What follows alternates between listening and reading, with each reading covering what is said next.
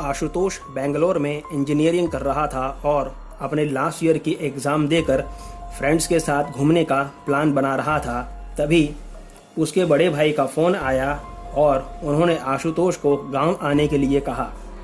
आशुतोष का गांव रायपुर के पास था। आशुतोष ने घूमने जाने का प्लान कैंसिल करके गांव जाने की टिकट करवा ली। आशुतोष रायपुर से गांव पहुंचा और वहीं से अपने कजिन की शादी अटेंड करने के लिए बारात में चला गया। बारात से लौटते वक्त आशुतोष और उसका गांव का फ्रेंड बाइक पर वापस घर आ रहे थे। तब हाईवे पर अच्छी ठंडी हवा चल रही थी, तो दोनों ने बाइक रोककर कुछ देर वहीं रुकने का सोचा। दोनों वहीं बाइक पर बैठे बातें कर रहे थे। तब आशुतोष के फ्रेंड ने कहा कि यार ऐसा स्ट्रॉन्ग परफ्यूम कहाँ से लाया, काफ़ी अच्छी स्मेल है इसकी। यार ये तो बेंगलोर से लाया हूँ, अच्छी लगी ना खुशबू तुझे? बस ऐसे ही किसी लड़की को पसंद आ जाए तो मज़ा आ जाए, मैं भी शादी कर लूँ उससे। भाई की शादी देखकर मेरे भी शादी के अरमान जग गए हैं। ऐसा कहकर दोनों दोस्त हंसने लगे। कुछ देर बातें करने के बाद दोनों दोस्त वापस आने लगे। तब आशुतोष को लगा जैसे उसकी सीट के पीछे कोई बैठा है। उसने पीछे मुड़ के देखा तो कोई नहीं था। उसने अपने फ्रेंड से कहा कि यार तुझे कोई पीछे दिख रहा है क्या? हाँ तू है ना भाई, उसके फ्रेंड ने कहा। तो आशु ने कहा कि मजाक छोड़, तुझे मेरे पीछे कोई बैठा दिख रहा है क्या? उसके फ्रेंड ने कहा कि तेरे पीछे जगह है ही नहीं तो कोई बैठेगा कैसे यार, तू कैसी पागलों जैसी बातें कर रहा है। आशुतोष ने कहा कि मुझे ऐसा लग रहा है जैसे मुझसे सट के कोई बैठा है। तब उसके फ्रेंड ने कहा कि बकवास बंद कर और शांति से मुझे ड्राइव करने दे, मुझे डराने की या प्रैंक करने की कोशिश मत कर। कुछ देर बाद आशुतोष को लगा जैसे कोई उसके कंधे पर बैठ गया हो और वो वज़न संभाल नहीं पा रहा था। वो बोला कि जल्दी से बाइक घर पे ले, मुझे लगता है कि मेरी तबीयत ठीक नहीं है। दोनों घर पहुंचते हैं। उसका फ्रेंड आशु को ड्रॉप करके चला जाता है और आशु जैसे ही कमरे में जाता है, दर्द की वजह से वो तुरंत लेट जाता है। लेटते ही उसे ऐसा एहसास होता है कि उसके साथ कोई सोया हुआ है।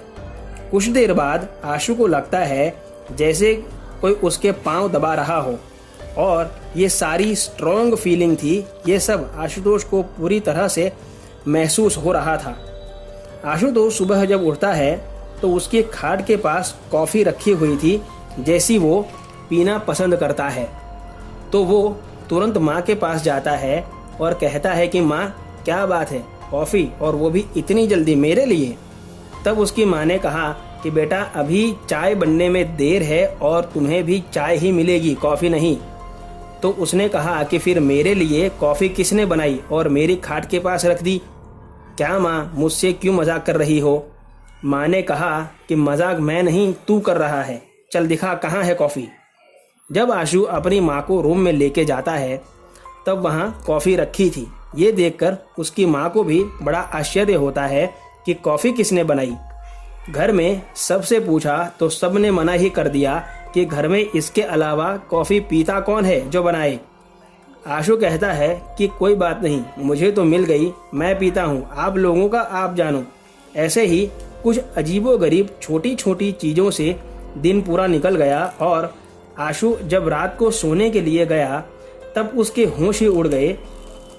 उसने देखा कि उसके कमरे में लाल जोड़े में एक लड़की उसके बेड पर बैठी है और आशु के रूम में जाते ही दरवाज़ा भी अपने आप बंद हो जाता है। आशु ने कहा कि कौन हो तुम और मेरे कमरे में इस तरह से क्यों बैठी हो? तब उस लड़की ने कहा कि मैं आपकी पत्नी हूँ और आपके कमरे में नहीं रहूँगी तो और कहाँ रहूँगी? पत्नी?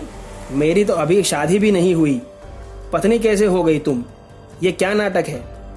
तब उस लड़की ने कहा कि कल ही तुमने कहा था कि अगर कोई लड़की इस परफ्यूम की स्मेल को पसंद करे तो मैं उससे शादी कर लूँगा और मुझे ये खुशबू बहुत पसंद आई थी और मैं वहीं बैठी थी जब तुमने शादी की बात की।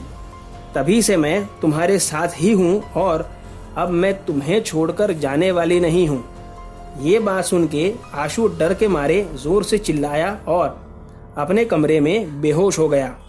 जब घर वाले आए तो उन्होंने दरवाज़ा तोड़ के आशु को बाहर निकाला और डॉक्टर को बुलाया ही था कि आशु को होश आ गया और उसने सारी बात अपने घर वालों को बताई। तभी वो लड़की सबके सामने आ गई और कहा कि अब इसे मैं छोड़ूंगी नहीं, इसने मुझे शादी के लिए कहा था।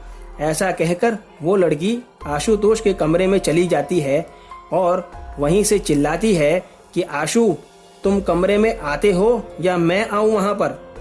ये सुनकर सभी डर जाते हैं कि ये सबको मार देगी अगर आशु कमरे में नहीं गया तो। आशु की माँ ने कहा कि बेटा जा तू अपने कमरे में और उससे बातें कर, तब तक हम पंडित जी को बुलाते हैं, वही इसका फैसला करेंगे। आशुतोष डरकर अपने कमरे में जाता है और तुरंत ही अंदर से दरवाज़ा बंद हो जाता है। कुछ देर बाद पंडित जी घर पर आते हैं और आशुतोष के कमरे का दरवाज़ा खोलते हैं। तब वो भी डरकर सहम जाते हैं। उस कमरे में आशुतोष की विक्षिप्त हुई लाश पड़ी थी। दोस्तों, आज की कहानी में बस इतना ही।